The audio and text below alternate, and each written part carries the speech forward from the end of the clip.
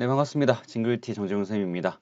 벌써 3주차 정보 수업 요약해 보도록 하겠습니다. 개인정보 그리고 저작권 보호에 대해서 간단하게 한번 정리해 볼게요. 개인정보는 하나 또는 두 개 이상의 정보가 결합해서 그 사람을 식별할 수 있는 정보를 말합니다. 이름, 주민등록번호부터 시작해서 집 주소, 핸드폰 번호도 그렇고요. 개인정보가 될 수 있습니다. 학번 같은 경우에도 학교, 연도 이런 식으로 결합해서 그 개인을 식별할 수 있다면 학번도 충분히 개인정보가 될 수 있다는 거 우리가 알아봤습니다. 개인정보가 이렇게 종류가 많아요. 종류가 많은데 뭐 이걸 다 외울 필요는 없고요. 이렇게 개인정보가 많으니까 우리가 개인정보를 보호하기 위해 노력해야 한다. 자, 그리고 개인정보가 유출되었을 때 피해 사례를 간단하게 좀 살펴보면요. 이메일에 이렇게 악성 코드나 바이러스를 심어서 이 이메일을 열면은 그 사람의 정보를 빼가는 해킹이 이루어질 수 있고요.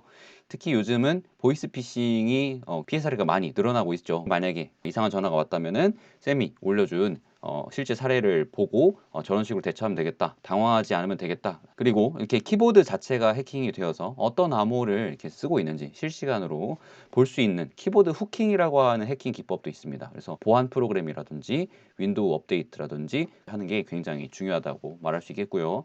그다음에 카드 비밀번호 같은 경우에도 네 자리다 보니까 굉장히 유출되기가 쉽습니다. 그래서 1년에 한 번 아니면 주기를 정해서 비밀번호를 한 번 정도는 바꿔보는 것도 필요하다. 사실 비밀번호를 주기적으로 바꾼다라는 게 그렇게 쉬운 일은 아닙니다만 그래도 이렇게 안전하게 관리해야겠다라는 생각이라도 하고 있다면 조금은 더 신경을 쓸 수 있을 거라고 생각합니다. 마지막으로 사진 속의 지문이 해킹당할 수 있다는 얘기도 해봤어요. 사진을 찍다가 우리가 이렇게 V 하면은 그 사진의 화질이 너무 좋다 보니까 그 사진 속에 있는 지문을 해킹당할 수도 있다라는 것을 우리가 알아봤습니다. 자, 그래서 우리가 이 security.org라고 하는 사이트에서 이 패스워드가 얼마나 안전한지를 한번 검사를 해봤죠. 기본적으로 우리 패스워드를 만들 때 중요한 것은 영어, 소문자, 그 다음에 숫자, 특수문자 이렇게 세 가지를 조합해서 8자리 또는 10자리 이상으로 하는 것이 안전한 방법일 수 있습니다. 그리고 영어는 대문자도 있으니까 대문자를 활용한다면 훨씬 더 보안이 강력해질 수 있다는 것도 배웠습니다. 실제로 한번 비밀번호를 간단하게 만들어 보면요. 영어를 한 4글자만 한번 넣어 볼게요. 그 다음에 이걸 한번 넣어 보도록 하겠습니다. BKFJ 하면은 11 마이크로 세컨드 1초가 안 되는 시간 만에 이 BKFJ라고 하는 이 암호는 풀린다고 합니다. 그러면 뒤에다 숫자를 좀 붙여 볼게요. 아무렇게나 이렇게 붙여보도록 하겠습니다. 1879를 붙였어요. 예, 했더니 1분으로 그래도 좀 늘어났네요. 이 암호를 특수문자 하나로 한번 강력하게 해보겠습니다. 이렇게 했더니 16시간으로 비약적으로 늘어났습니다. 앞에다가 이런 식으로 대문자도 하나 넣어보도록 하겠습니다. 대문자를 여기다 넣어주면요.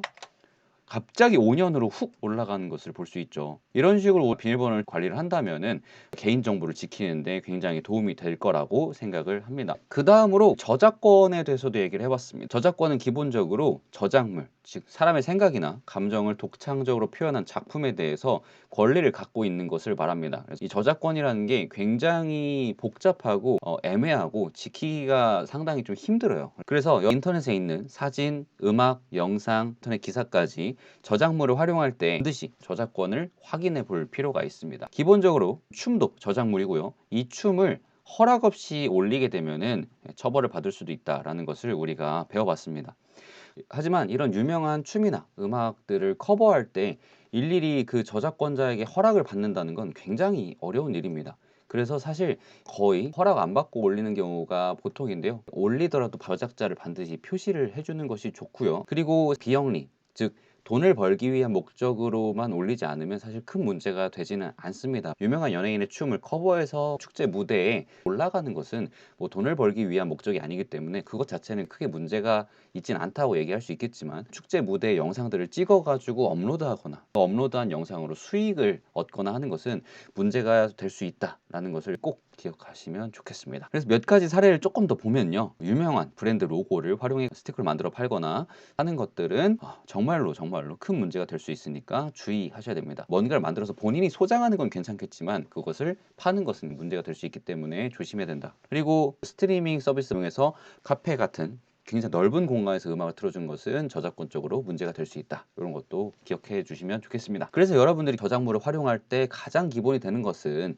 허락을 받는다는 거예요. 이 허락받는 것이 유명한 것들은 굉장히 허락받는 게 어려울 수 있어요. 하지만 블로그의 개인적인 포스팅 또는 개인이 만든 창작물들은 그래도 허락받기가 쉽거든요. 선생님처럼 지금 어떤 포스팅에 이렇게 허락을 요청을 했는데 네 당연하죠라 이렇게 허락을 해주셨어요. 그래서 이런 식으로 허락받는 게 어렵지 않으니까 활용할 때는 반드시 허락을 받는 것이 중요합니다. 그래서 이 저작물들을 마음껏 쓰게 하고 싶은데 이 저작권을 좀 열어줬으면 좋겠다라는 생각에서 출발한 것이 있다고 했는데 크리에이티브 커먼즈 라이센스라고 하는 CCL을 활용할 수 있다라고 얘기를 했습니다. 저작물에 대해서 이렇게 쓰시면 되겠습니다라고 저작권 명시를 하는 것을 CCL이라고 합니다. CCL은 기본적으로 저작자 표시를 필수로 달아주셔야 됩니다. 일단 비영리는 저작물을 자유롭게 활용해도 되지만 돈을 벌면은 안 됩니다 라고 명시를 해주는 거예요.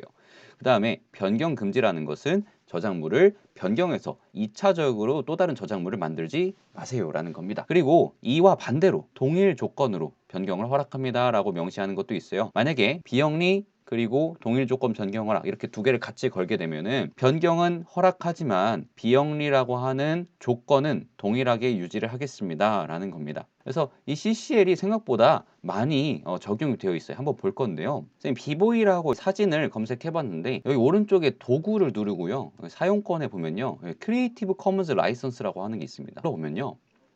이렇게 CCL이 적용된 이미지들이 나옵니다. 하나를 눌러 볼게요. 보면은 여기 라이선스 세부 정보가 나오고요. 이렇게 어떤 CCL이 이 이미지에 적용되었는지가 확인이 됩니다. 자, 그래서 저작물 활용할 때 또는 여러분들이 저작물을 만들어서 공유할 때 이런 저작권이 어떻게 적용되는지 꼭 알아봤으면 좋겠습니다. 오늘 수업도 이렇게 간단하게 리뷰를 해봤고요. 다음 수업 시간에 만나겠습니다. 안녕!